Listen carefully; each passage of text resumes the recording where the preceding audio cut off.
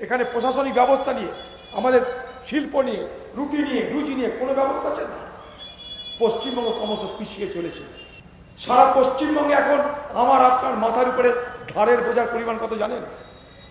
8,11,000 কোটি টাকা। আমার আপনার মাথার উপরে ঘাড়ের বোঝার পরিমাণ 8,11,000 কোটি টাকা। কালকে যদি আপনার পরিবারে একটা বাচ্চা শিশু জন্মগ্রহণ করে, তার মাথার উপরে ঘাড়ের বোঝার পরিমাণ হবে প্রায় 75 থেকে 80,000 টাকা। ভাবুন আমরা কোথায় চলেছি। শিল্প নাই, রুটি নাই, রোজগার নাই, স্বাস্থ্য নাই, শিক্ষা নাই, কিছু নাই। ভোট আসবে, সাম্প্রদায়িক বিভাজনের রাজনীতি হবে।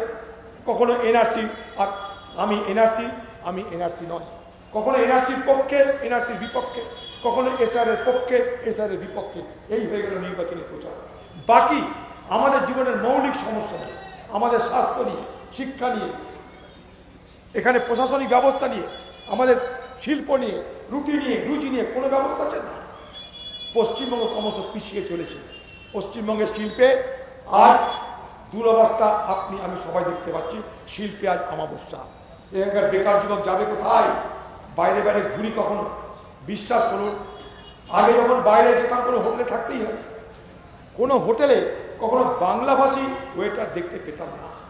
কোনো বাংলাভাষী কোনো ছেলে এসে বিছানা পরিষ্কার করছে, জল দিয়ে যাচ্ছে, চা দিয়ে যাচ্ছে, দেখতে পেতাম না। আর পশ্চিমবঙ্গের বাইরে যে কোনো রাজ্যে যে কোনো হোটেলে আপনি যান, বাংলা ভাষা সবাই বুঝে সেখানটায়।